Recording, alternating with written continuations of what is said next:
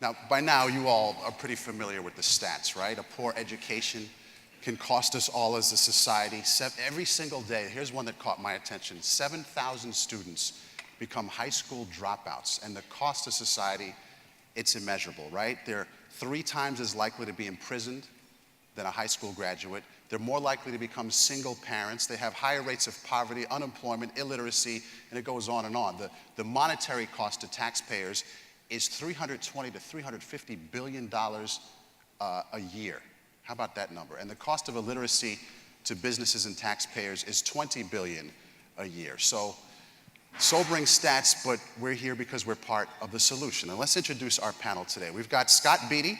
He's the chairman and president and CEO of Elizabeth Arden, the worldwide name in innovative beauty products. And he's beginning a partnership with the High School for Public Service, Heroes of Tomorrow, after a long and successful partnership with John Philip Sousa, JHS 142.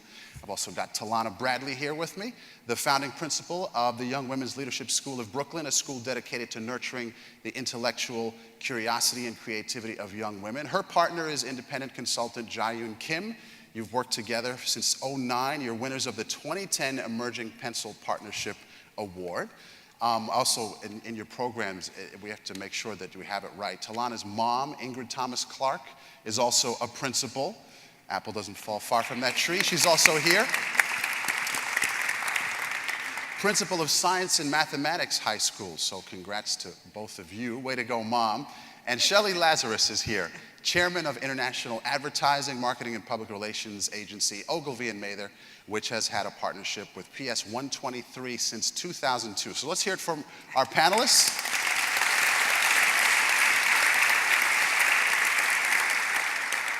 And our conversation among leaders. Let's start with you, Shelley. Why is it important to you to be involved with Pencil? What is it about your disposition and your sort of point of view that made this attractive to you and got you involved? Well, first of all, personally, I started my life, my education, at PS 222 in Brooklyn.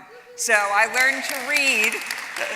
I learned to read at PS 222. Then I went to the suburbs and came back for high school. I went to Midwood High School, Talana's high school as well, and it changed my life. I mean, this teeming city high school had a remarkable impact on me. And so I think, first of all, I have this great feeling to give back somehow to the public education system. But it's so much more than that. We've had this relationship with PS 123. We have a Future Marketers of America program where 15 kids come to Ogilvy on a regular basis, and they learn about marketing, and they actually develop an advertising campaign over the course of a year. And you watch them, they have no idea, they know advertising, but they have no idea what an advertising agency does or what it's all about when they come in. And so it's great for the kids, but it's even greater for our employees because they just love working with them and mentoring them. And so they work together. And one of the things that I have found about my colleagues and the people I work with, and especially younger people, is the ability to use what you know how to do professionally for something you believe in has a remarkable impact. So to be able to take everything you know about marketing and advertising and then use it, not just on the campaign, which we happily did as well, but use it to inspire young kids just makes all the difference. And then it's easy to go back and do ads for soap and gasoline and all that because you spend part of your day doing something that's meaningful. So this is the meaningful part, and it's one of those win-win-win great successes for everybody concerned. And also, the kids did not a bad campaign for the new Motorola phone. So it's kind of free brains as well. So. Hey, who knows, you might steal an idea or two. Absolutely, we steal from anywhere. And take credit for it, right? Now, Scott, you grew up as far away from Brooklyn as one could grow up, correct? Well, you could be further than I was, but I grew up in Canada, and Miami's actually further away, but I grew up in the public school system. We only have a public school system in Canada, right from primary school through university. So and all the friends that I grew up with all went through the public school system right through university. And it was fantastic. It was accessible financially. It was high quality. And the community had no choice but to embrace the public school system. And so you saw the entire community, families, all different economic backgrounds, ethnic backgrounds, all coming together to support the system. And what I experienced was a well-educated, sort of civil kind of discussion about education. Now, my adopted home is America. I've been here for 30 years, and it's frustrating to see the lack of commitment to the public school system, frankly, and a lot of our most affluent citizens bailing out of the system rather than trying to fix it, bailing out and finding alternatives. And I don't think we have that choice as a society. You can see the kind of struggles and issues that we deal with right now, economically, politically, and it would be much easier for us to come up with consensus and solution if we had a more common sort of connection from an education point of view and a community point of view, I think. So that's really my commitment to public schools, both here and in Miami. Now, Talana, having grown up in the city, in public schools, this must be a golden opportunity to you to have private sector help or input and influence on a regular basis, right? What's that like to you? How's that working out? So, as I listened to the two of you speak, it made me think back to why I began working in public education. I went to a private elementary school, to a Catholic school, and my parents struggled to put us through private school. And when I went to Midwood, it was an amazing experience. I loved high school. But then I soon learned that many schools didn't look like Midwood. And there were schools where I'm sure parents did not want to send their kids, but felt that they didn't have any options. And as a parent myself now, my kids are in public school.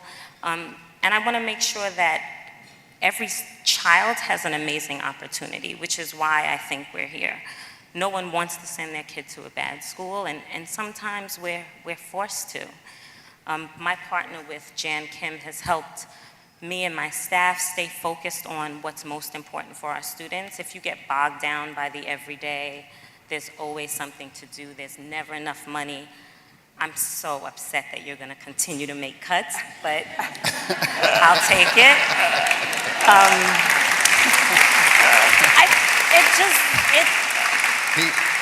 He just mouthed the words, "I have to." Oh. Yeah. Right. It Forced just, into it. I don't know. It's hard enough. And so what my pencil partner is able to do is help us to see the forest through the trees, because it's hard to stay motivated all of the time, even with the kids in front of you. There are so many issues. Our parents are going through a lot, the kids are going through a lot, the staff is going through a lot. And so she's helped us to develop the strategic plan so that we make sure that we reach our goals by the time. My school is a 6 through 12, and right now we have 6th through 9th grades, and so we want to make sure that we graduate every child on time with a college acceptance letter in hand and a way to pay for it. Having a partner in the school, that interaction, what's that meant to you? What's that like? Oh, it's huge. In what ways? Jan, my partner is here. Hi, Jan. Has become part of the school fabric. She helps us think about how we can engage the kids on a daily basis, how we can listen to kids and parents and other business partners to bring in things to the school. It's not about money with us. She doesn't write big checks to us. It's her expertise. Sometimes she sees the things that we're doing and she says, that makes no sense. You know there's an easier way to do that, right? Like, And Like, so, like what? for like example? what? So we had a staff retreat one summer, and one of the exercises was that the teachers had to look at many pieces of student data and create a plan for kids, which is something they do commonly. And Jan could not get over how much they had to look through in order to create a plan. She said this makes no sense. There are easier ways to get this done. And so she created a system where a database where we can house all of this data. Now, ARIS and all of those things are great, but it's pulling pieces from all different websites, and it's very hard. So Jan has helped us to create systems that make that much easier.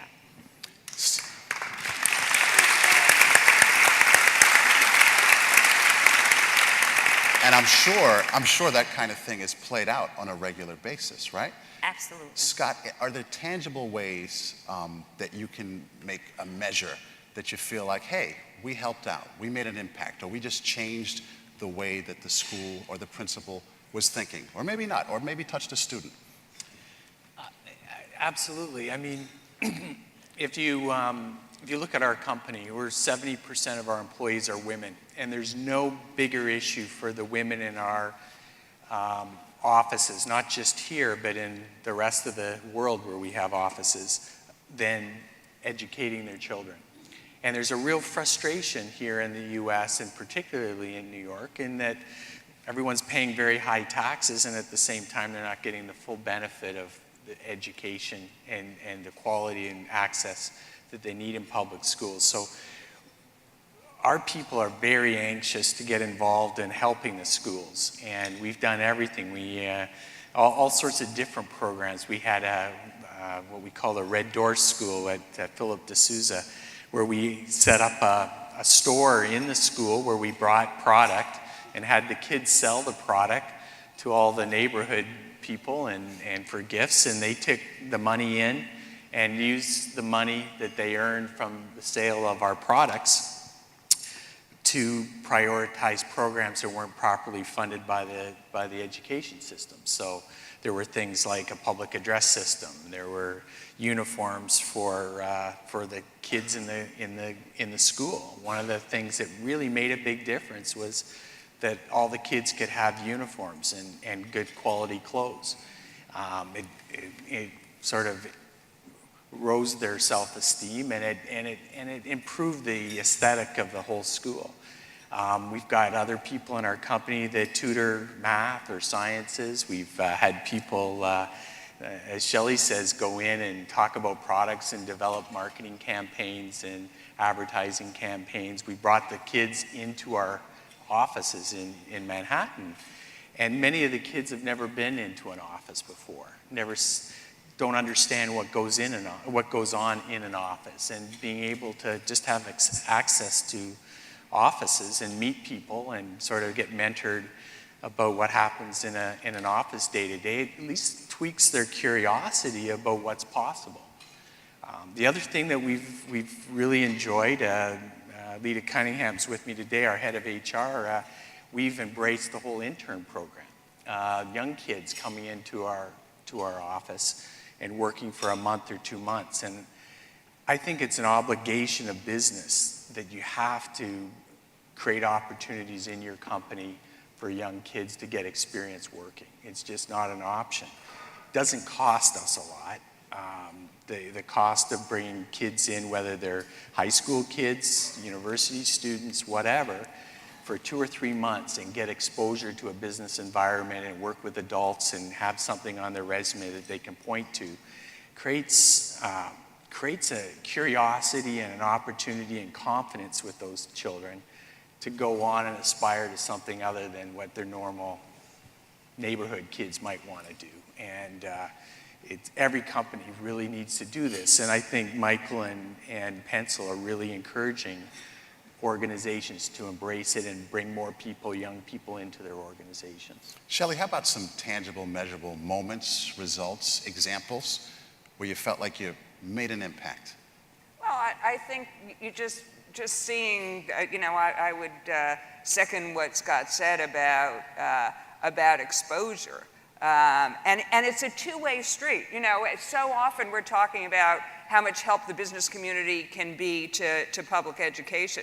Well, it goes the other way too.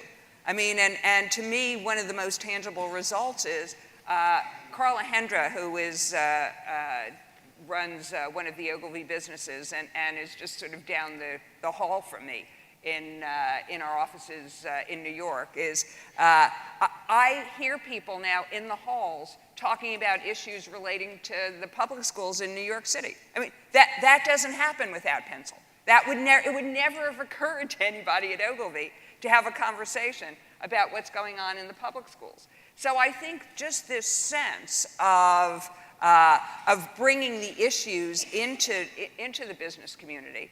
And I also think that, and as you know, we did get an ad campaign, so we get an ad campaign a year, so that's a positive thing. But just seeing how involved these kids are, it reminds you that your business is exciting all over again. Mm-hmm. Because when you do it every day, you don't always remember. When you see it through the eyes of 12-year-olds, and they're so excited and they're so pumped up and it's so thrilling, and they do a presentation, they actually present their campaign to judges. And when you see the light in their eyes, and this is the most exciting day of the year for them that they're doing this, you remind it all over again about how exciting your business is. So I happen to think in general that so much of the answer in public education has to be from, in so much that is going on in the world are public-private partnerships. And the fact that Pencil makes it easy to have one in a way that's so rewarding to all the people concerned is just a miraculous thing. So thank you, Pencil. So what kind of advice would you give to a potential partner, someone who's sitting in this room, who's a little on the fence? I think this is for me, maybe not. Because it's a little daunting. How do I get started? You know, you have this initial meeting or series of meetings, you try to hammer it out. What would you tell somebody who's thinking about it? Well, I think first of all, the schools are so needy, really. There are so many ways that you can get involved and be helpful. And I mean, you need a good partner. You need Talana. You need somebody. You need Michelle. You need somebody who really wants to make this happen.